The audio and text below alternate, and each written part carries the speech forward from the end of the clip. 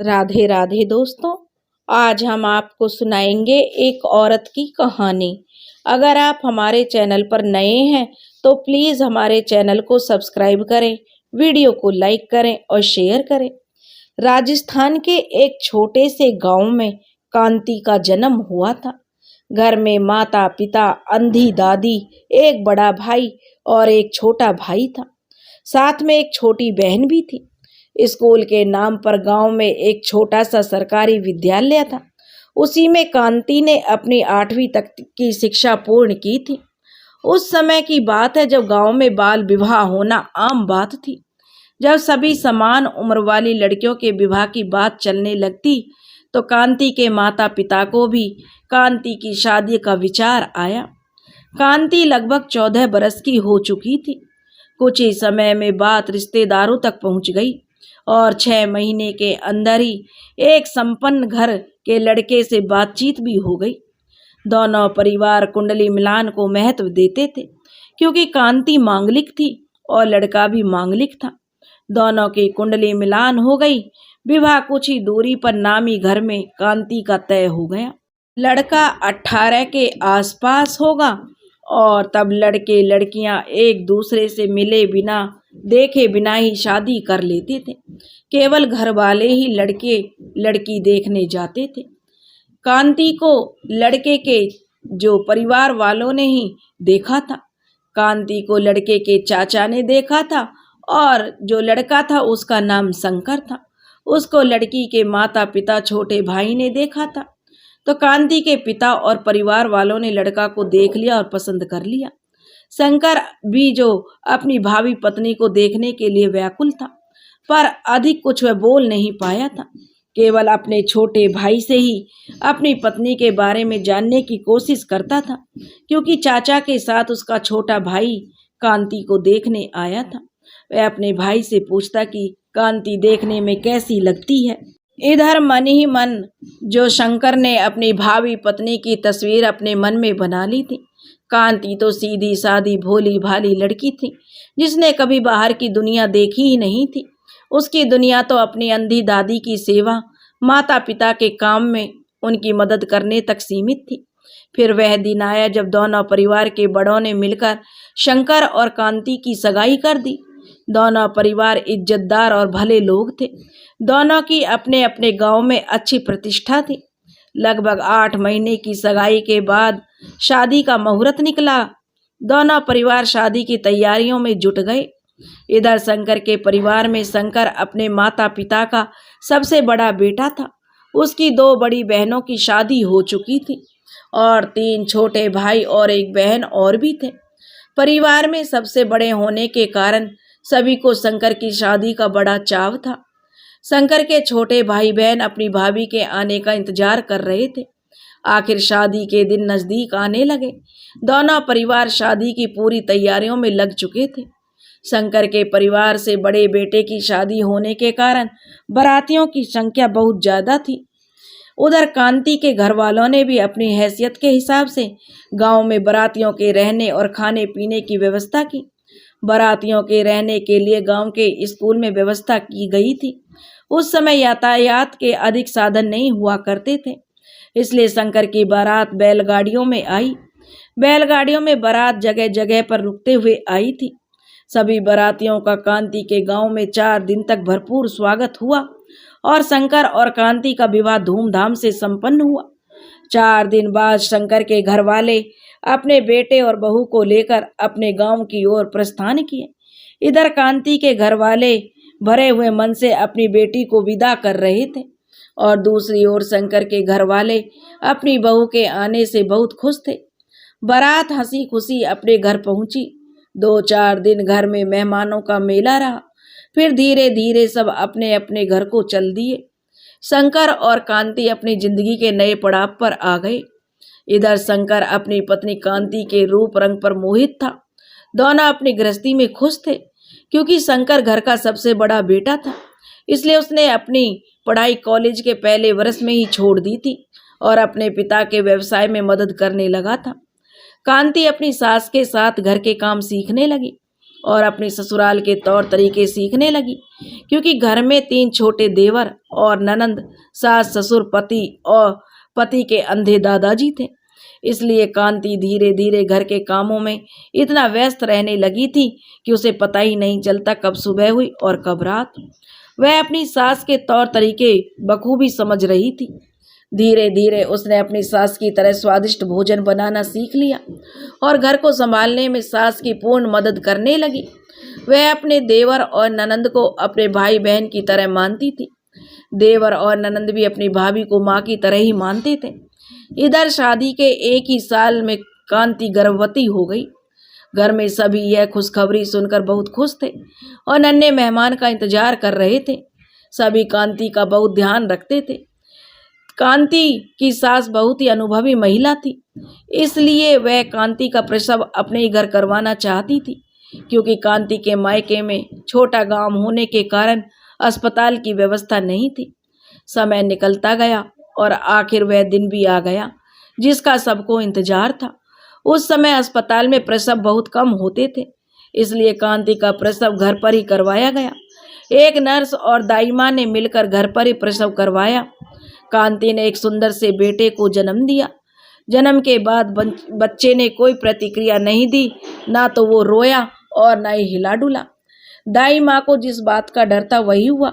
काफी मशक्कत के बाद भी जब बच्चे ने कोई प्रतिक्रिया नहीं दी तो वह नहीं रोया तो सभी बहुत घबरा गए, क्योंकि कांति की उम्र तो बहुत कच्ची थी, इसलिए उसे कुछ समझ नहीं आ रहा था यह सब क्या हो रहा है। कांति का बच्चा इस दुनिया में केवल एक सांस लेने को आया था।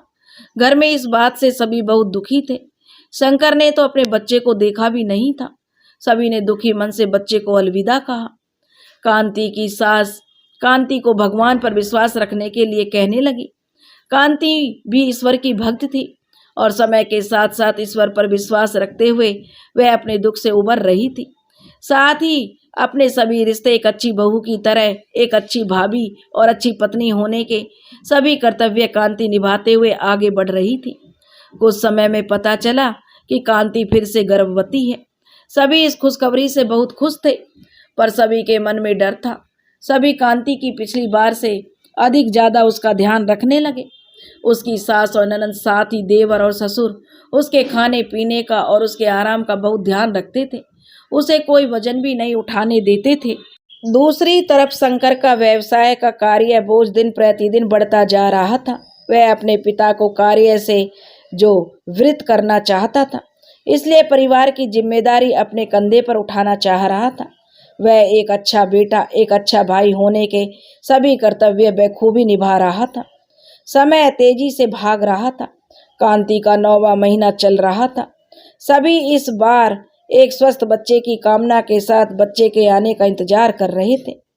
कांति की सास वैसे पहले नानी बन चुकी थी, पर दादी बनने का यह पहला मौका था। सभी नन्हे मेहमान का इंतजार कर रहे थे और आखिर वह दिन भी आ गया। कांति घर के सभी काम निपटाकर रात को सोने के लिए जाती है, पर उसे रात में नींद नहीं आती। वैसे यह उसके लिए पहली बार नहीं था, क्योंकि इससे पहले भी उसने प्रसव पीड़ा का अनुभव कर लिया था, इसलिए वह समझ गई थी प्रसव का समय आ गया है। कांति अपनी सास के पास जाती है और उन्हें अपने दर्द के बारे में बताती है। कांति की सास तुरंत समझ जाती है कि प्रसव होने वाला है। वह तुरंत दाई माँ को बुलाती है, क्योंकि दाई माँ का घर से थोड़ी ही दूरी पर था, इसलिए वह तुरंत कांति को देखने पहुंच जाती हैं। कांति की अच्छे से जांच करने के बाद वो कहती हैं आधे घंटे में प्रसव हो जाएगा, और नर्स को लेने के लिए वह सीधे जो उसके घर जाती हैं और नर्स को लेकर रात में उसके घर चली जाती हैं। और 10 मिनट में ही नर्स और दाइमा दोनों कांति के पास पहुंच जाती हैं। घर में बाकी सब लोग सो चुके होते हैं, केवल कांति की सास ही उसके पास होती है। आधे घंटे में कांति एक स्वस्थ बेटी को जन्म देती है। कांति की सास दादी बनने से बहुत खुश होती है।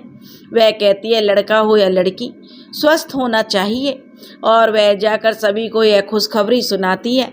सभी घर में लक्ष्मी आने से बहुत खुश होते हैं, क्योंकि घर में काफ़ी सदस्य थे, इसलिए बच्ची को रखने में कांति को ज़्यादा दिक्कत नहीं हुई।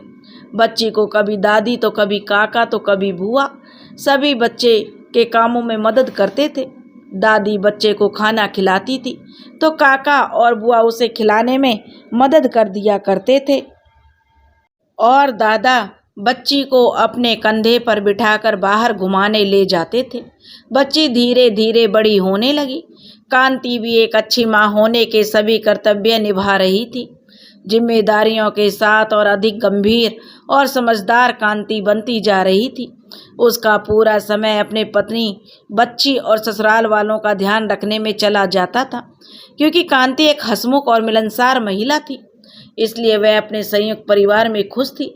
अब सभी चाहते थे कांति और शंकर अपना परिवार पूरा कर लें और उनके घर नन्हा बाल गोपाल आ जाए।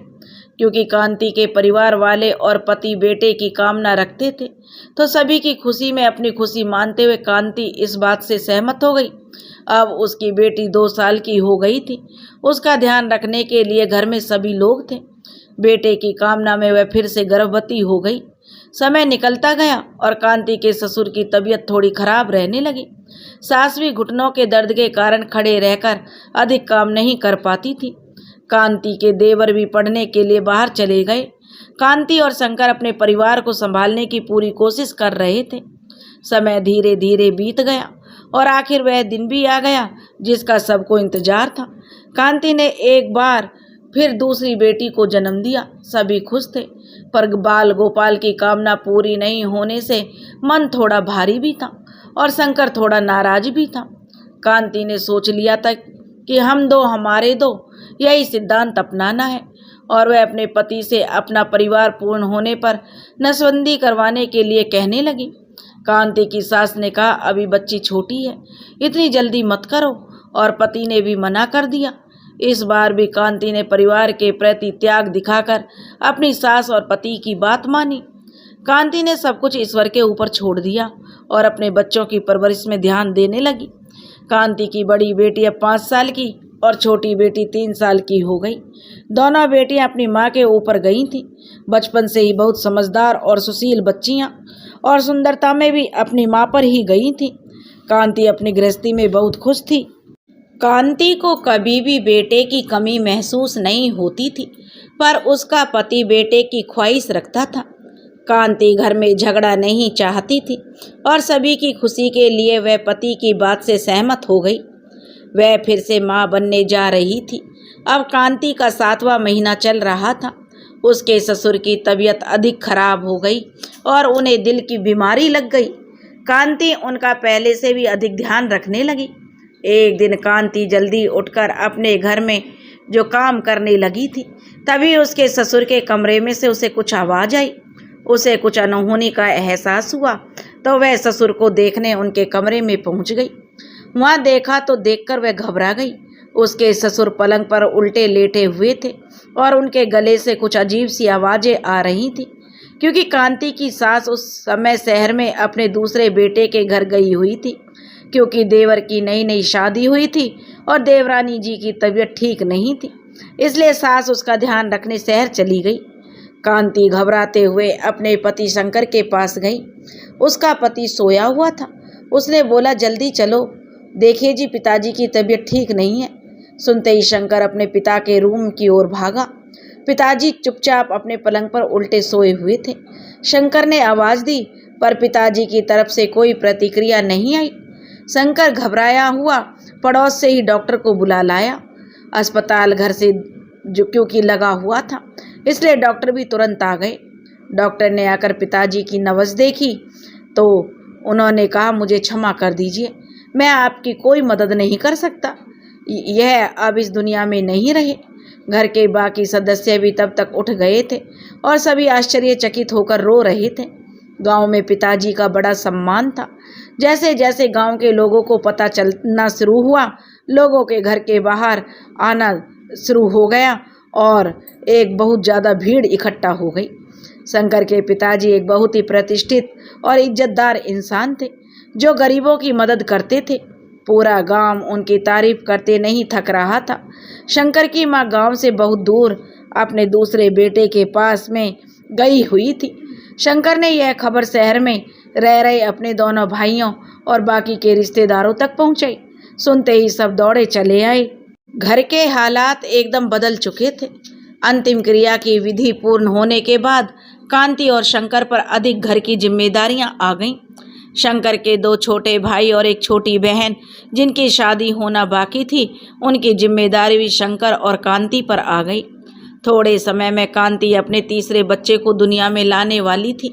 अब कांति और शंकर स्वयं और बच्चों के बारे में सोचने से पहले अपनी माँ और भाई बहनों के बारे में अधिक सोचने लगे।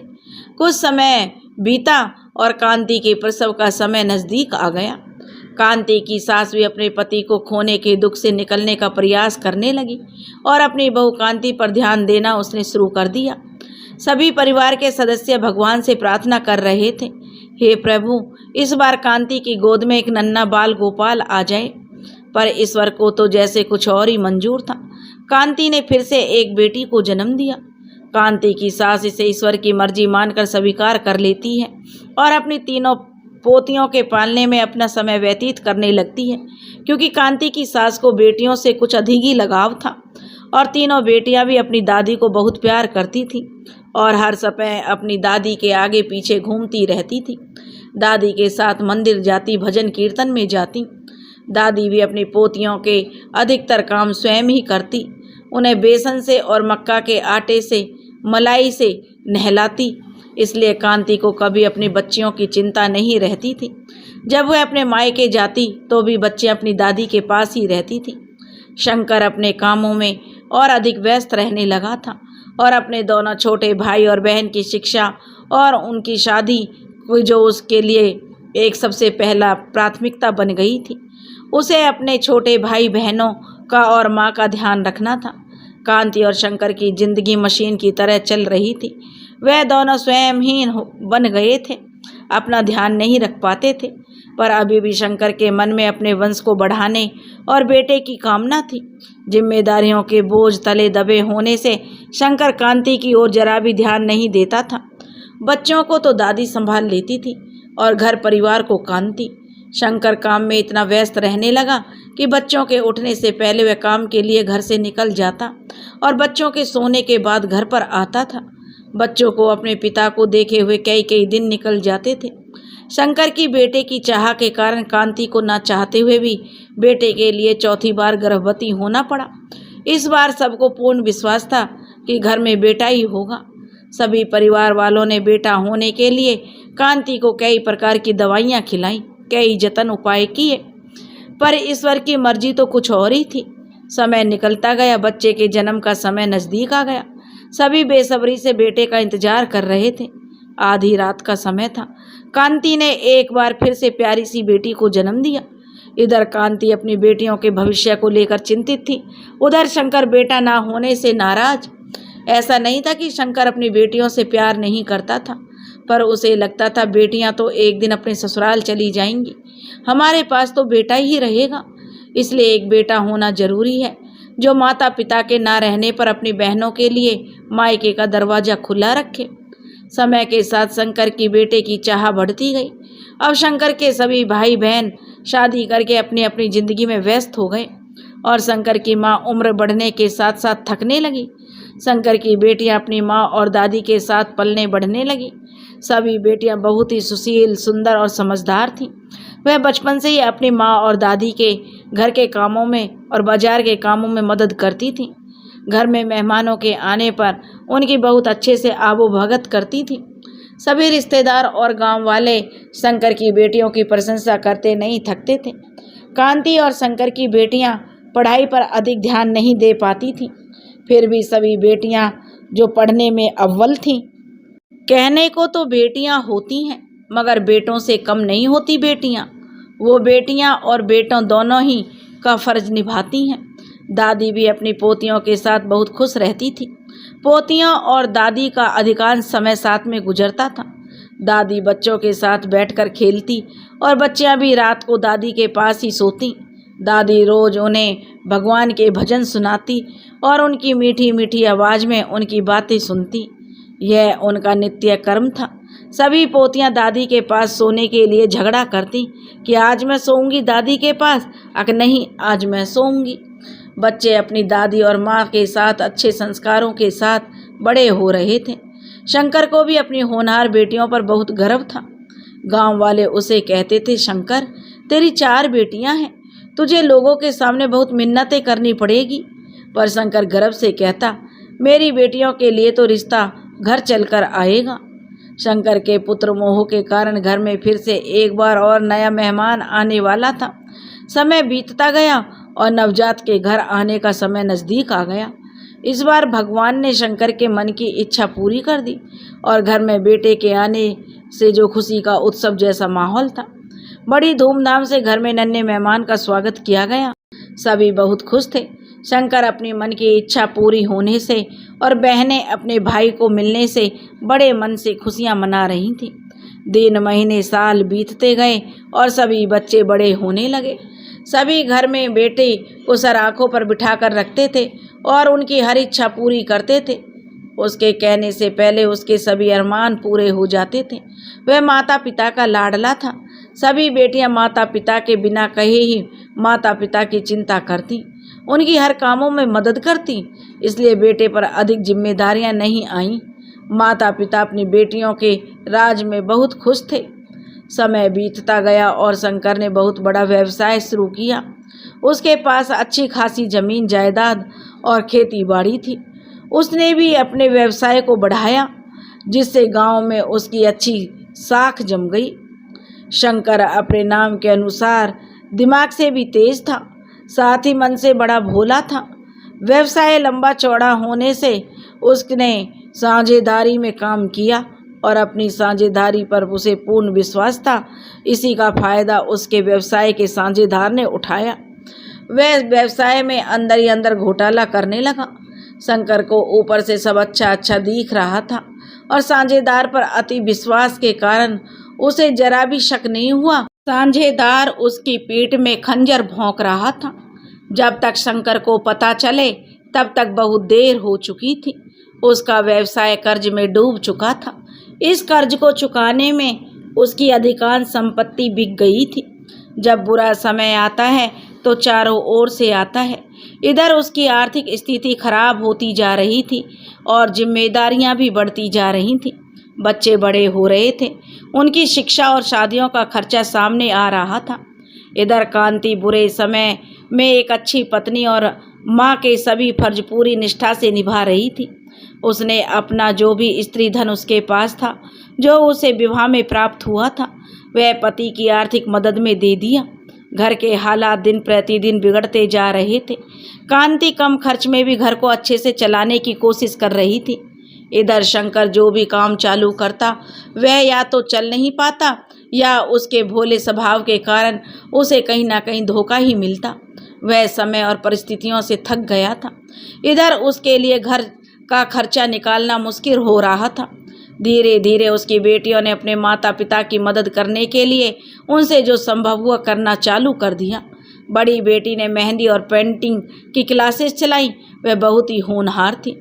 स्वयं कोई क्लासेस में जाकर प्रशिक्षण नहीं लिया, खुद ही अपनी मेहनत से घर पर सब काम सीख लिया।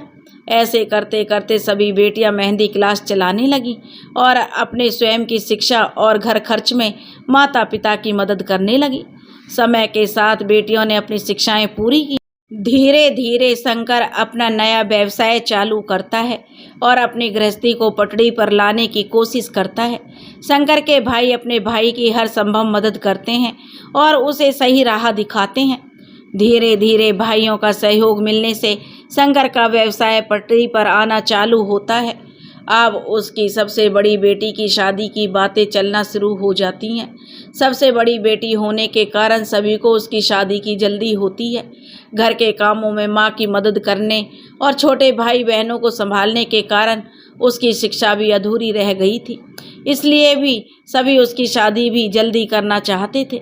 कई जगह बात चलने के बाद किसी पास के ही रिश्ते में थोड़ी दूरी पर उसकी शादी तय हो जाती है। घर में पहली शादी होने के कारण सभी के मन में बहुत उत्साह था और बड़े धूमधाम से उसका सगाई समारोह संपन्न हुआ। सभी का मन बेटी की विदाई के बारे में सोचकर भारी हो जाता था। शादी का मुहूर्त 8 महीने बाद निकला। दोनों परिवार शादी की तैयारियों में जुट जाते हैं। शंकर और कांति दोनों की शादी कम उम्र में होने से अभी वे जवान ही थे, इसलिए उन्हें देखकर कोई नहीं कह सकता था कि वह अपनी बेटी की शादी करने जा रहे हैं। कांति के मायके वाले भी अपने घर में पहला मायरा होने से बड़े उत्साहित थे। शादी के दिन नज़दीक आ रहे थे। सभी मेहमानों को पत्रिका और मनुहार पत्रिका भेजी जा रही थी और बुलाने का निमंत्रण भी दिया जा रहा था। शादी का हर कार्यक्रम बड़े उत्साह के साथ मनाया गया। मेहंदी, हल्दी, गीत, संगीत, नाच गाना बड़े उत्साह से आयोजित हो रहे थे। गांव में एक बड़े भोज का आयोजन किया गया था। बड़ी धूमधाम से सबने मिलकर बिटिया की शादी की। शंकर और कांति बेटी की विदाई पर फूट फूट कर रोए और सभी छोटे भाई बहन भी अपनी बहन से बिछड़ने के कारण बहुत रो रहे थे। सबने भारी मन से नई दुल्हन की विदाई की। बड़ी बेटी अपने ससुराल पहुंचकर अपनी नई गृहस्थी में रच बस गई। उसे अपने माता पिता और छोटे भाई बहनों की बहुत याद भी आती थी। वैसे ससुराल मायके के नज़दीक ही था, इसलिए शंकर और छोटे भाई बहनों का अपनी बहन के पास आना जाना, मिलना जुलना होता रहता था। इधर मायके में भी सभी अपनी बहन के जाने के बाद अपनी ज़िंदगी में स्थिर होने की कोशिश कर रहे थे। कांति तो पूरी तरह अपनी बड़ी बेटी पर ही निर्भर होकर गृहस्थी की जिम्मेदारियों से पूरी तरह आज़ाद थी, इसलिए उसे बहुत अधिक सूनापन लग रहा था। धीरे धीरे सब आगे बढ़े। कांति की दूसरी बेटी ने अपनी माँ के कामों में पहले से अधिक हाथ बटाना चालू कर दिया ताकि उन्हें बड़ी बेटी की कमी महसूस ना हो। साथ ही दूसरी बेटी अपनी शिक्षा भी पूर्ण कर रही थी। दूसरी बेटी दिखने में बहुत सुंदर और व्यवहारिक भी थी। उसकी बहुत सारी सहेलियाँ भी थीं। सभी उसे बहुत पसंद करते थे, इसलिए कुछ समय में उसके लिए रिश्ते आना चालू हो गए। वह जहाँ भी जाती उसके लिए रिश्तों की लाइन लग जाती। 2-3 सालों में ही एक करीबी रिश्तेदार उसके लिए कुछ ही दूरी पर एक प्रतिष्ठित परिवार के पढ़े लिखे, सुयोग्य, सुंदर, सुशील लड़के का रिश्ता लेकर आए। शंकर को अपनी बेटी के लिए ऐसे ही वर की तलाश थी। शंकर बेटी के लिए पहला लड़का देखने गया था और उसे वही इतना पसंद आ गया कि वह लड़के के घर जाना भी जरूरी नहीं समझा और लड़के वालों को बेटी देखने के लिए आमंत्रित कर दिया। लड़के के परिवार वाले रविवार को दिन जो लड़की देखने के लिए आते हैं, लड़का अपने बड़े भाई, भाभी और छोटे भाई के साथ पहुंचता है। इधर शंकर के परिवार में सभी तीनों भाइयों को देखकर समझ नहीं पाते कि इनमें से लड़का कौन है।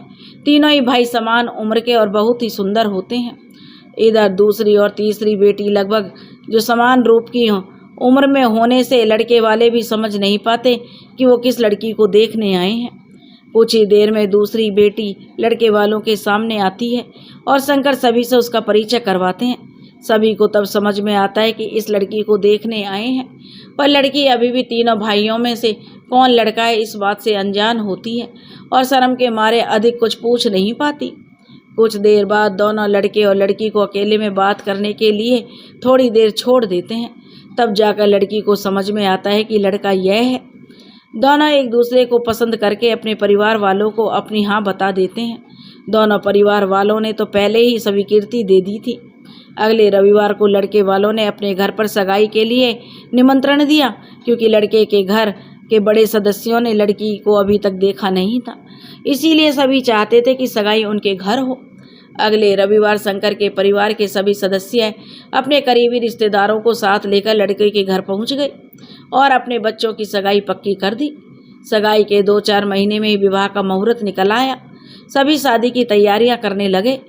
दोनों परिवार हंसी खुशी से अपने बच्चों की शादी संपन्न करते हैं। इधर शंकर का घर अपनी 2 बेटियों की शादी के बाद बहुत खाली हो गया था। शंकर और कांति अपनी बेटियों की गृहस्थी बस जाने से एक ओर तो बहुत खुश थे और दूसरी ओर अपनी बेटियों को बहुत याद भी करते थे। दूसरी बेटी भी अपनी गृहस्थी में बहुत ही जल्दी तालमेल बिठा लेती है, क्योंकि कांति ने अपनी बेटियों को दिए हुए संस्कार उन्हें ससुराल में ढालने में बहुत मदद करते हैं। उधर जब तीसरी बेटी अपनी दोनों बहनों की कमी को पूरा करने की कोशिश कर रही थी और अपनी पढ़ाई भी पूरी कर रही थी, वह पढ़ाई में बहुत ही होशियार थी। वह बहुत सुंदर मेहंदी लगाती थी। उसकी मेहंदी लगवाने के लिए दूर दूर से दूल्हा दुल्हन आते थे। इधर शंकर और कांति की दोनों बेटियों के घर नन्हे मेहमान आते हैं। शंकर और कांति नाना नानी बनने पर बहुत खुश होते हैं। जब भी बेटियां घर आती तो नन्हे बच्चों को घर आने से बहुत ही चहल पहल और खुशी का माहौल बन जाता। छोटी बहनें तो मासी बनने से फूली नहीं समा रही थी। बच्चों के तो घर आने पर उन्हें वह एक पल के लिए भी नहीं छोड़ती थी। तीसरी बेटी की शिक्षा पूरी हो गई और उसके लिए भी रिश्ते आने चालू हो गए। करीबी रिश्तेदार के बताए गए रिश्ते में से एक जगह बात पक्की हो गई। कहते हैं कि पहला रिश्ता भगवान का भेजा हुआ होता है। यही इस बात पर भी जो चरितार्थ हुई थी। लड़का सुशिक्षित और प्रतिष्ठित संपन्न परिवार का होने से शंकर तुरंत राजी हो गया था। उसने सारी बात अब अपनी बेटी पर छोड़ दी थी। जो उसकी बेटी निर्णय लेगी वही मान्य होगा। लड़के के परिवार के सभी सदस्य लड़की से कई प्रश्न पूछते हैं। लड़की बड़ी सरलता से बिना घबराए सभी प्रश्नों का जवाब दे देती है। इस बात से लड़के वाले प्रभावित हो जाते हैं और लड़का और लड़की को बात करने के लिए अकेले छोड़ देते हैं। लड़के को तो लड़की पहली नज़र में पसंद आ जाती है और लड़की दिखने में भी बहुत सुंदर होती है। लड़की भी लड़के को से जो बात करती है और लड़की की समझदारी से प्रभावित होती है। लड़का जो शादी के लिए बहुत उत्साही होता है। दोनों परिवार रिश्ते के लिए अपनी स्वीकृति दे देते हैं और लड़का लड़की भी परिवार की स्वीकृति में अपनी स्वीकृति दे देते हैं। विवाह का मुहूर्त 8 महीने बाद का आता है। दोनों परिवार विवाह की तैयारियों में जुट जाते हैं। कहते हैं सगाई से शादी के बीच का समय लड़का और लड़की के लिए स्वर्णमय समय होता है। लड़का और लड़की दोनों फ़ोन पर बातचीत करना चालू कर देते हैं। बात मिनटों से लेकर घंटों तक पहुंच जाती है, पर पता ही नहीं चलता। लड़का अपने काम से आने के बाद रात में फ़ोन लगाता और लड़की फ़ोन का इंतज़ार करती। इसी तरह दिन महीने निकलते जा रहे थे। दोनों एक दूसरे को ग्रीटिंग कार्ड्स और गिफ्ट भेजते थे। दोनों एक दूसरे से मिलने के लिए भी उत्साही रहते। तभी लड़का समय निकालकर मिलने आता। दोनों घर से कुछ दूर अकेले में बातें करते। लड़का लड़की को फूल देकर अपने प्रेम का इजहार करता। लड़की थोड़ी शर्मा जाती। लड़का लड़की का हाथ पकड़कर अपने मन की बात बताना चाहता था, पर लड़की थोड़ा घबराकर अपना हाथ छुड़ा लेती। लड़का थोड़ा निराश हो जाता, पर बाद में लड़की की घबराहट को समझ जाता। इसी तरह इंतजार खत्म होता है और विवाह का समय नज़दीक आ जाता है। सभी जोरों शोरों से जो विवाह की तैयारियों में लग जाते हैं। बड़ी धूमधाम से विवाह का कार्यक्रम संपन्न होता है। क्योंकि दोनों बड़ी बेटियां मायके से थोड़ा दूर थीं, इसलिए वे दोनों समय समय पर मायके आ जाती थीं और उनका अपने माता पिता और भाई बहनों से मिलना जल्दी हो जाता था। इसलिए उन्हें मायके की अधिक याद नहीं आती थी। पर तीसरी बेटी का विवाह बहुत दूर हुआ था, इसलिए वह अधिक मायके नहीं आ पाती थी और मायके वाले भी दूरी के कारण बेटी के घर कम जा पाते थे। इसलिए बेटी को घर से इतना दूर रहने पर मायके की बहुत याद आती थी। तीसरी बेटी के घर से जाने में और अधिक खालीपन हो गया था। कुल 4 जने रह गए थे, क्योंकि शंकर की माँ भी कभी कभी उसके पास तो कभी दूसरे भाइयों के पास चली जाती थी। कांति की तीनों बेटियों के रहते हुए घर के कामों में बहुत अधिक सहयोग करती थी और बेटियों के साथ का समय हंसी खुशी बीत जाता था। अपनी बेटियों के साथ सहेलियों की तरह कांति रहती थी। सभी साथ मिलकर काम करते, खाना खाते, अंताक्षरी खेलते, गाने चलाकर नाचते गाते थे। घर में कम लोगों के रहने से अकेलापन महसूस करने लगी थी कांति। पति अपनी व्यवसाय में व्यस्त रहता था। छोटी बेटी और बेटा अपनी पढ़ाई में व्यस्त थे। बेटी को जब भी समय मिलता माँ की घर के कामों में मदद करती और उसे अकेलापन महसूस नहीं होने देती थी। बेटा पढ़ाई के बाद पिता के साथ व्यवसाय में लग गया। छोटी बेटी पढ़ाई में बहुत ही होशियार थी। हमेशा अपनी कक्षा में प्रथम स्थान प्राप्त करती थी। जिस भी प्रतियोगिता में वह भाग लेती उसमें उसका स्थान अवश्य आता था। उसे पढ़ने और लिखने में बहुत ही रुचि थी। अपनी पढ़ाई के साथ साथ वह स्कूल और कॉलेज के बच्चों को कोचिंग भी करवाने लगी थी। उसका पढ़ाने का तरीका इतना अच्छा था और उसका व्यवहार स्वभाव बहुत आकर्षक था। वह जिससे भी मिलती, चाहे वह उससे बड़ा हो या छोटा, उसे अपना दोस्त बना लेती थी। अब छोटी बेटी ने गांव में अपना एक अच्छा सा कोचिंग सेंटर बना लिया। वह बच्चों को कोचिंग पढ़ाती, खुद भी पढ़ती। माता पिता को तो ऐसे लगता कि वह उनकी बेटी नहीं बेटा है। धीरे धीरे शंकर की माँ का स्वास्थ्य बिगड़ने लगा। गांव में ही उसकी माँ रहने लगी थी। शंकर तो अपने व्यवसाय में व्यस्त था। माँ की पूरी जिम्मेदारी और देखभाल का जिम्मा जो कांति पर आ गया। उसे अपनी सास का पूरा काम बिस्तर पर करना पड़ता था। अपनी सास को नहलाना, खाना खिलाना सभी उसे देखना पड़ता था। कांति अपनी सास को अपनी माँ की तरह मानती थी और पूरी निष्ठा से उनकी सेवा में लग गई। कांति का स्वास्थ्य भी घर को अकेले संभालने और अपनी सास की सेवा करने और अकेलेपन से गिरने लगा था। अब उसकी उम्र भी 50 के आसपास आ गई थी। वह पहले की तरह काम नहीं कर पाती थी। बेटियों के रहने पर उसे कभी भी जो काम का बोझ महसूस नहीं होता था। अब बेटियों की कमी उसे खलने लगी थी। छोटी बेटी उससे जितना बनता माँ की मदद करती, पर वह अधिक समय नहीं दे पाती थी। उसने अपनी माँ की मदद के लिए घर में झाड़ू पोछा और बर्तन के लिए काम वाली बाई लगाई और माँ को कपड़े ना धोना पड़े इसके लिए वॉशिंग मशीन लाकर दी। कांति को यह सबसे जो काफी सहायता मिल गई। सास की तबीयत दिनों दिन बिगड़ती जा रही थी। अब चौथी बेटी भी पढ़ाई पूरी कर चुकी थी। सभी रिश्तेदार उसकी शादी की बात भी करने लगे। 2-4 जगह बात चलने के बाद उसका भी रिश्ता तय हो गया। अपनी छोटी बेटी के जाने के एहसास से माता पिता का मन भर आता था। बड़ी बहनों को भी छोटी बहन के रहने से माता पिता की अधिक चिंता नहीं होती थी, पर अब उन्हें भी छोटी बहन के जाने के बाद माता पिता की चिंता सताने लगी। छोटी बेटी का रिश्ता भी गांव से थोड़ी ही दूर पर तय हो गया था। किसी परिचित ने बताया था कि परिवार प्रतिष्ठित और संपन्न था, क्योंकि शंकर शुरू से ही अपनी बेटियों के लिए ऐसे ही घर चाहता था। इसलिए उसे इस बात की खुशी थी कि बेटियां खुश रहेंगी तो माँ बाप भी खुश रहते हैं। जिनकी बेटियां दुखी, उनके माँ बाप भी दुखी रहते हैं। अब छोटी बेटी की शादी की बात चल गई तो दोनों परिवार बारी बारी से एक दूसरे से मिलने लगे। पहले रविवार शंकर अपने परिवार के सदस्यों के साथ लड़का देखने के लिए जो उनके घर पर गया। शंकर को घर और परिवार बहुत पसंद आया। लड़के के घर उनका पूरा स्वागत होता है। लड़के के पिता की समाज में अच्छी प्रतिष्ठा होती है। शंकर को यह सब बातें ही तो चाहिए थी। मन ही मन वह रिश्ते के लिए स्वीकृति दे देता है और लड़के के परिवार वालों को अगले रविवार को अपने घर पर बुलाता है। अगले रविवार लड़का और उसके घर वाले शंकर के घर आते हैं। शंकर के सभी परिवार के सदस्य लड़के और उसके परिवार से लड़की के मिलते हैं। सभी मिलकर मेहमानों की भरपूर आबूभगत करते हैं। शंकर की बेटी लड़के और उसके परिवार वालों से मिलती है। लड़के वाले लड़की को देखते ही अपनी स्वीकृति दे देते हैं, क्योंकि शंकर की बेटी दिखने में सुंदरता के साथ साथ मिलनसार भी थी।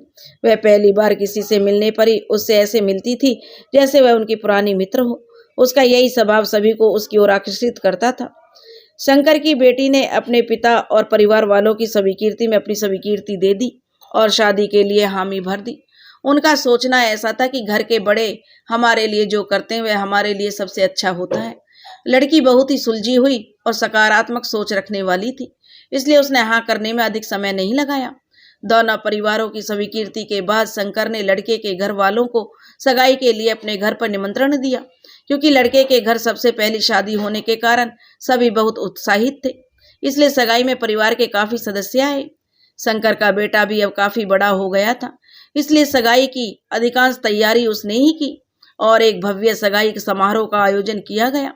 दोनों परिवार एक दूसरे से अच्छी तरह परिचित थे। लड़के वालों को सगाई के बाद शादी के मुहूर्त की जल्दी होती है, इसलिए वह 3 महीने के बाद ही शादी का मुहूर्त निकालते हैं। दोनों परिवार शादी की तैयारियों में जुट जाते हैं। शंकर की बेटी अपनी जिंदगी में अपने पैरों पर खड़े रहने पर विश्वास करती है। उसने मन में यह बात चलती है कि शादी के बाद वह अपने घर और काम दोनों को कैसे सामंजस्य बिठा पाएगी या नहीं। विवाह का समय नजदीक आ जाता है। दोनों परिवार शादी की तैयारियों में जोर शोर से जुट जाते हैं। बहुत ही धूमधाम से शादी का समारोह संपन्न होता है। शंकर की छोटी बेटी अपनी ससुराल आ जाती है और शंकर का घर बेटियों के बिना सूना हो जाता है। कांति घर पर एकदम अकेली रह जाती है। बेटी तो घर पर कभी कभी आती हैं। कांति को बेटियों के जाने की कमी अब खलने लगती है। शंकर और बेटा तो अपने व्यवसाय में व्यस्त रहते थे। सुबह जाते और रात को वापस आते। इधर कांति की सास की तबीयत दिनों दिन बिगड़ती जा रही थी। अकेले ही कांति घर और सास की जिम्मेदारी निभा रही थी। कांति शरीर और मन से अब थकने लगी थी। अपना दर्द किसी को बताए बिना हमेशा ऊपर से हंसती रहती, इसलिए उसकी मन की स्थिति पर किसी का ध्यान नहीं गया। 10 महीने बीमार रहने के बाद कांति की सास भी भगवान को प्यारी हो गई। घर में सभी रिश्तेदार इकट्ठा हो गए। सभी बेटियों को अपनी दादी के जाने का बहुत दुख हुआ। दादी का अपनी पोतियों से विशेष लगाव था। सभी भारी मन से दादी की विदाई करते हैं। मेहमानों का आना जाना कुछ दिन तक चलता है। उसके बाद सभी अपनी अपनी जिंदगी में व्यस्त हो जाते हैं। सभी बेटियों के घर नन्हे मेहमान आने से अपनी गृहस्थी में सब व्यस्त हो जाती हैं। शंकर का बेटा व्यवसाय के साथ साथ उच्च पढ़ाई भी कर रहा था। बेटा माँ और पिता का बहुत ही लाडला था, क्योंकि वह कई मन्नतों के बाद आया था। बेटियों के रहते हुए घर के किसी भी काम की जिम्मेदारी बेटे पर नहीं थी। वह पढ़ाई और व्यवसाय में अच्छे से कार्य कर रहा था, पर बहनों की छत्र छाया में रहने के कारण घर की जिम्मेदारियों को समझ नहीं पा रहा था। इसलिए घर के कामों की जिम्मेदारी शंकर और कांति को ही संभालनी पड़ती थी। शंकर और कांति उम्र के अब इस पड़ाव में थकने लगे थे। जिंदगी के इस पड़ाव पर एक तरफ तो वे शारीरिक रूप से थकने लगे, दूसरी ओर बेटियों की कमी को महसूस करने लगे। बेटियां भी अपनी अपनी गृहस्थी के साथ साथ अपने माता पिता के लिए चिंतित रहती थीं। कांति पहले से ही दुबली पतली थी, किंतु अब उसका वजन तेजी से गिरने लगा। उसका संतुलन चलते चलते बिगड़ने लगा था। अभी भी वह घर की सारी जिम्मेदारियां अच्छे से निभाने की कोशिश करती थी। सभी यही सोचते कि घर में एक अच्छी बहू आ जाए तो कांति को मदद मिल जाए। कांति के ससुराल और मायके में सभी पुरानी विचारधारा के थे और अभी तक सभी बच्चों ने अपने माता पिता की स्वीकृति से अपने समाज में विवाह किया था। उच्च पढ़ाई के दौरान कांति और शंकर के बेटे को अपनी सहपाठी के साथ लगाव हो गया। दोनों ही ओर से जो उनकी बातें बढ़ने लगी और दोनों का आकर्षण आगे बढ़ने लगा। दोनों एक दूसरे को लेकर अपने रिश्ते को लेकर अधिक गंभीर होते गए। कई दिनों तक घर में कांति और शंकर को कुछ नहीं पता चला। बेटा रात को देर तक फोन पर बातें करता रहता। जब फोन का बिल बहुत अधिक आने लगा तो सभी ने बेटे से इसके बारे में पूछा। धीरे धीरे शंकर को बेटे के बारे में थोड़ा शक हुआ। अधिक पूछने पर बेटे ने शंकर को इस बारे में बताया। शंकर ने अपने बेटे को समझाने की कोशिश की, पर उसका बेटा समझा नहीं। शंकर अपने बेटे से अंधा प्यार करता था, इसलिए अपने बेटे की खुशी में राजी हो गया। कांति को भी अभी इस बात के बारे में नहीं पता था। अपना बेटा उसे बदला बदला सा लगने लगा। यह बात सभी बहनों ने भी अनुभव की, पर बेटे ने लंबे समय तक किसी को कुछ नहीं बताया। कुछ रिश्तेदारों ने बेटे की शादी की बात की, कुछ रिश्ते भी आए, पर बेटे ने किसी से अच्छे से बात नहीं की और ना ही कोई दिलचस्पी दिखाई। धीरे धीरे बेटे को अपनी सहपाठी से मिलते हुए 4 साल का समय हो गया। बहनों के पूछने पर भाई ने अपनी बहनों को अपने बारे में बता दिया। बहनों ने भी भाई को समझाया। कांति इस बात से कभी राजी नहीं होगी, क्योंकि जिस माहौल में और परिवार में वह रह रही है वह इसे स्वीकार नहीं कर पाएगी। पर भाई किसी भी हाल में पीछे हटने वाला नहीं था। धीरे धीरे भाई जिस लड़की से प्यार करता था उसके घर वालों को इस बात का पता चला, तो उसके घर वाले कांति से बात करने आए और उसे समझाने की कोशिश की। कांति के लिए यह सब कुछ बहुत ही नया था और आश्चर्य की बात थी। वह अपनी बहू के लिए कुछ और ही सपने देख रही थी। लगभग 1 वर्ष तक सभी को समझाने के बाद कांति ने अपने बेटे की खुशी के लिए हामी भर दी। धीरे धीरे कांति और कमजोर होने लगी। बेटियों की शादियां तो पहले ही हो चुकी थी, अब तो बेटे की शादी करके वह निश्चित होना चाहती थी। उसे लगा कि अब वह जिम्मेदारियों से मुक्त हो जाएगी। बेटा तो अपनी माँ की हाँ करने से बहुत खुश था, पर उसके पैर तो जमीन पर नहीं टिक रहे थे। वैसे भी वह अपनी माँ से बहुत प्रेम करता था। शंकर और कांति और बहनों ने मिलकर भाई की शादी तय की। थोड़े समय में शादी का मुहूर्त निकल गया। लड़की के मायके में शादी की तैयारियां करने वाला कोई नहीं था, इसलिए सभी तैयारियां शंकर के घर वालों ने ही की। नियत समय पर शादी धूमधाम से संपन्न हुई। सभी इस बात से खुश थे कि बेटे की चलो खुशी में खुशी है सबकी, और कांति को भी अब बहू के आने से अकेलापन महसूस नहीं होगा। बहू का घर में स्वागत हुआ। सभी रस्में पूर्ण होने के बाद धीरे धीरे सभी मेहमान अपने अपने घर चले गए। बेटियां भी कुछ दिन रहकर अपनी गृहस्थी में व्यस्त हो गई। बहू ने आकर अपनी गृहस्थी संभालना शुरू किया। उसने कुछ ही समय में घर की काफी जिम्मेदारियां संभाल ली। बहू ने अपने नए घर के खान पान और रहन सहन को समझ लिया और स्वभाव से भी काफी परोपकारी स्वभाव की थी। बहू ने धीरे धीरे सासू माँ के मन में जगह बनाने की कोशिश की। इधर कांति भी अपनी बहू के साथ सामंजस्य बैठाने की कोशिश कर रही थी। वह अभी भी घर के काम करवाने में उसकी मदद करती थी, क्योंकि वह सुलझे हुए स्वभाव की थी। वह जानती थी कि अकेले बहू इतना काम नहीं कर पाएगी। शादी के 2 साल तक सब ठीक चलता गया। अब घर में नया मेहमान आने वाला था। कांति और शंकर दादा दादी बनने वाले थे। सभी इस बात से खुश थे, पर कांति अपनी जिंदगी में कई सारे उतार चढ़ाव से गुजरी थी, जिसका असर उसके मानसिक स्वास्थ्य पर हुआ और वह चिड़चिड़ी हो गई। वैसे वह सब कुछ पहले की तरह करने की कोशिश कर रही थी, पर उसकी स्थिति को कोई समझ नहीं पाया। उसे क्या हो रहा है? डॉक्टर ने उसकी सभी जांचें करवाने पर उसकी समस्या को नहीं समझ पाए। उसका वजन दिन प्रतिदिन कम होता जा रहा था और व्यवहार कुछ अलग होता जा रहा था। वह अपने आप में खोई रहती। पहले से भी वह कम बातें करती थी, इसलिए किसी को ने उसकी ओर ध्यान नहीं दिया। फिर अचानक ऐसा हुआ जो किसी ने नहीं सोचा था। कांति के सभी बच्चे अपनी अपनी गृहस्थी में खुश थे। कांति की सबसे छोटी बेटी, जिसका विवाह 6 वर्ष पहले हुआ था, उसका एक 5 वर्ष का पुत्र था। उसकी अचानक तबीयत बिगड़ गई। ससुराल से खबर मिली कि उसे हार्ट अटैक आया है। हार्ट अटैक से उसे अस्पताल ले जाया जा रहा है। यह बात शंकर को जब पता चली तो उसके तो पैरों तले जैसे जमीन खिसक गई। कुछ देर तक तो वह कुछ बोल ही नहीं पाया। बड़ी मुश्किल से उसने अपने आप को संभाल कर अपने बेटे को यह बात बताई। घर पर कांति इस बात से अनजान ठंडी में धूप के लिए छत पर बैठी थी। उसे फोन पर अपनी बेटी से मिलने जाने को बताते हैं और वह कुछ समझ नहीं पाती। 10 मिनट में ही सभी घर वाले बेटी से मिलने के लिए निकल जाते हैं। रास्ते में कोई भी किसी से कोई बात नहीं करता, सब चुपचाप बैठे रहते हैं। 2 घंटे में वह बेटी के घर पहुंच जाते हैं। गाड़ी से उतरने पर घर के बाहर बहुत सारे लोगों को देखकर कुछ अनहोनी की शंका होती है। लोगों की भीड़ को बिना देखे झट से सभी घर के अंदर प्रवेश करते हैं। कोई भी कुछ सोचने की स्थिति में नहीं था। दरवाजे के अंदर जाते ही सबका हाल बेहाल हो जाता है। अंदर हॉल में जिस बेटी को उन्होंने डोली में बिठाकर विदा किया था, वह शादी के जोड़े में लेटी हुई थी। सभी का मन इस अनहोनी को स्वीकार नहीं कर पा रहा था कि कैसे उनकी हमेशा खुश रहने वाली बेटी अब हमेशा के लिए छोड़कर चली गई। कांति तो सदमे के कारण बेसुध हो गई थी।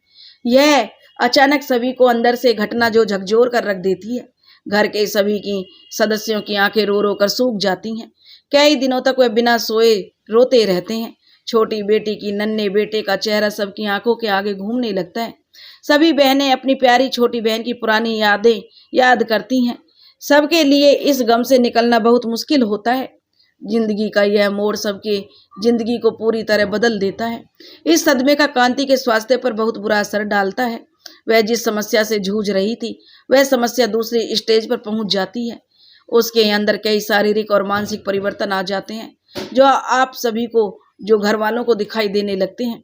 इधर कांति की बहू अपनी गर्भावस्था में कुछ कॉम्प्लिकेशंस होने के कारण चिंतित रहती है और इस कारण से उसका पहली बार ही गर्भपात हो जाता है। घर का वातावरण इन सब परिस्थितियों के कारण परिवर्तित हो जाता है। सभी लोग कांति को किसी बड़े स्पेशलिस्ट को दिखाने को कहते हैं। शंकर बड़े स्पेशलिस्ट का अपॉइंटमेंट लेता है और कांति को दिखाने ले जाता है। कई प्रकार के ब्लड टेस्ट, यूरिन टेस्ट और MRI करवाने के बाद असली बीमारी का पता चलता है। कांति को पार्किंसंस की बीमारी के चलते यह सब दिक्कतें हो रही थी, जो दूसरी स्टेज में पहुंच गया था। सभी जांच पड़ताल के बाद कांति को डॉक्टर कुछ नियमित दवाइयां लिख देते हैं ताकि समस्या अधिक ना बढ़े। इधर कांति की बहू को डॉक्टर कुछ समय के ट्रीटमेंट की सलाह देते हैं। कांति इस परिस्थिति में भी अपने घर की जिम्मेदारियों से घिरी रहती है। एक माँ और औरत अपनी जिम्मेदारियों से कभी मुक्त नहीं हो सकती। यही सोचते हुए कांति अपनी जिम्मेदारियों को निभाने पर अधिक ध्यान देती है। उसने जिंदगी में अपने बारे में कभी सोचा ही नहीं था, क्योंकि वह तो एक स्वाभिमानी, साफ दिल की निस्वार्थ महिला थी, जिसका दिल कांच की तरह साफ था। कुछ समय बाद कांति की बहू फिर गर्भवती हुई और अपनी माँ के घर बच्चे को जन्म देने के लिए चली गई। कांति को फिर से घर की जिम्मेदारी अकेले निभानी पड़ी। उसका स्वास्थ्य दिन प्रतिदिन कमजोर होता जा रहा था। कुछ समय के बाद बहू ने एक बेटे को जन्म दिया। बहू पर एक माँ की जिम्मेदारी आने से वह उसमें व्यस्त हो गई और बच्चे के थोड़ा बड़े होने पर ससुराल वापस आ गई। अभी भी कांति घर की अधिकांश जिम्मेदारियां स्वयं पूरा कर रही थी। बेटे की थोड़ा बड़े होने के बाद परिवार को पूर्ण करने के लिए बहू फिर से माँ बनने वाली थी। बहू पर अधिक कार्यभार न आए, इसलिए कांति अपने स्वास्थ्य पर अभी भी अधिक ध्यान नहीं दे पाती थी। वह घर के कामों में इतना उलझ जाती थी कि उसे खाने पीने का ख्याल ही नहीं रहता।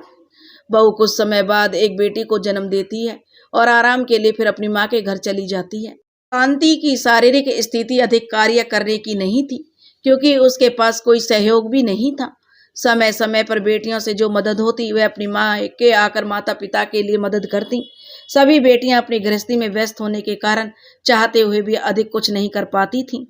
अब उधर कांति की बहू अपनी बेटी को जन्म देने के बाद दोनों बच्चों को संभालने में व्यस्त हो जाती है। अब वह अपनी माँ के घर पर ही कुछ समय आराम करने के लिए रुक जाती है। जब बेटी 3 महीने की हो जाती है तो बहू फिर से अपनी ससुराल आ जाती है, किंतु बच्चों की सिजेरियन डिलीवरी के बाद और बच्चों की जिम्मेदारी से घर को अकेले संभालने की स्थिति में नहीं रहती, इसलिए कांति को घर की जिम्मेदारियां संभालनी होती हैं। दोनों सास बहू मिलकर घर को संभालने की कोशिश करती हैं। कुछ ही समय में कांति का वजन और गिरता जाता है। वह चलते हुए सीढ़ी चढ़ते हुए भी लड़खड़ाने लग जाती है। फिर भी वह सभी काम करती रहती है। एक दिन सुबह सुबह उठकर वह सीढ़ी चढ़ने लगती है और एक दो सीढ़ी चढ़ पाती है कि उसके कदम लड़खड़ाने लगते हैं। उसका संतुलन जो बिगड़ जाता है, जिससे वह नीचे गिर जाती है। बहुत कोशिश करने के बाद भी जब वह उठ नहीं पाई तो वहीं बैठ गई। सुबह सुबह का समय था, घर के बाकी सब लोग अभी सो रहे थे और अपनी जगह बैठकर कांति पैर को हिलाने की कोशिश कर रही थी, पर वह नहीं हिला।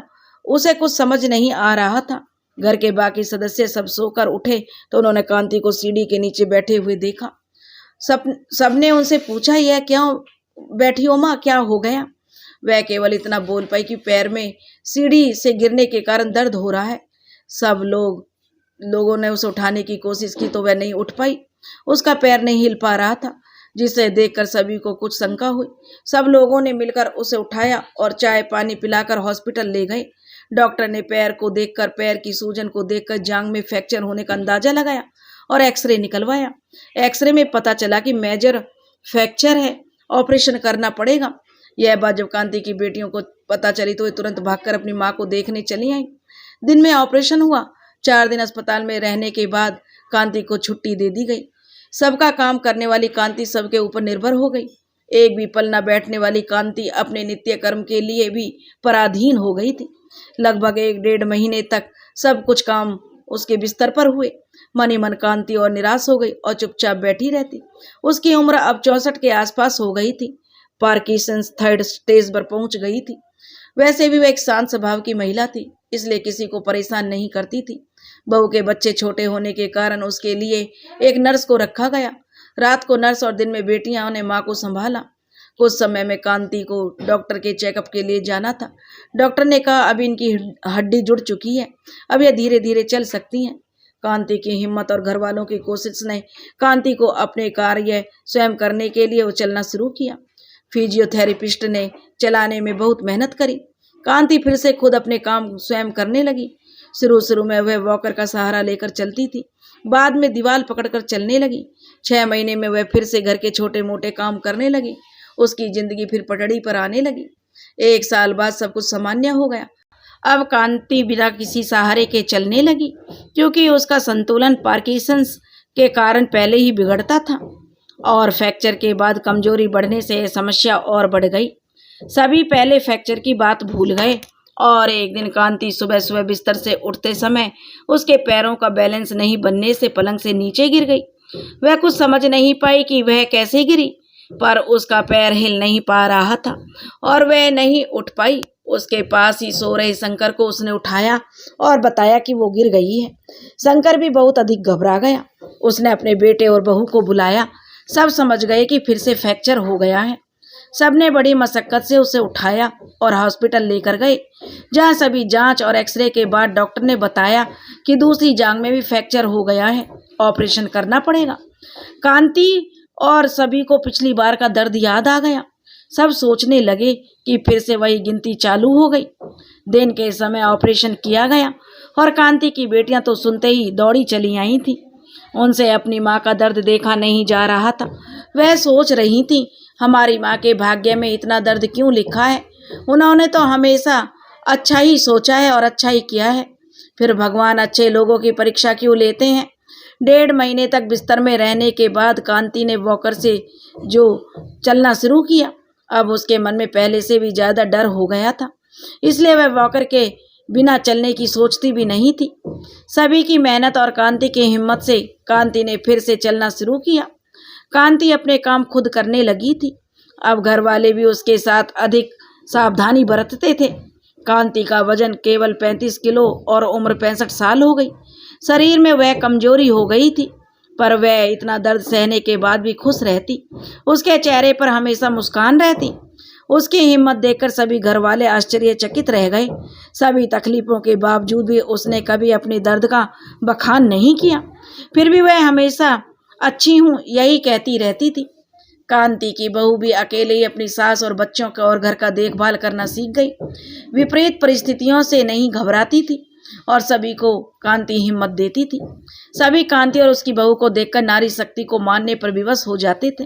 कांति अब 65 साल की हो गई और शंकर 68 साल का। दोनों ही शादी को अब 50 वर्ष पूरे होने वाले थे। सभी बच्चे मिलकर कांति और शंकर की 50वीं विवाह की वर्षगांठ के लिए एक सरप्राइज पार्टी आयोजित कर रहे थे।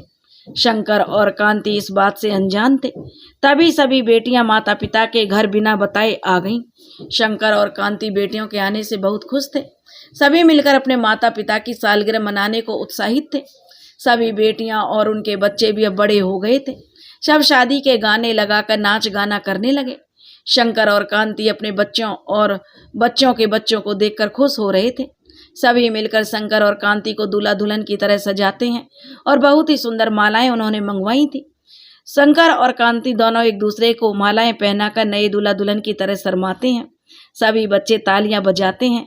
अपने माता पिता के चेहरों पर खुशी देखकर सभी बहुत खुश हो जाते हैं। कुछ ही देर में एक बड़ा सा केक मंगवाया गया। कांति और शंकर ने उसे काटा। वे दोनों नव दंपत्ति की तरह शर्माते हैं।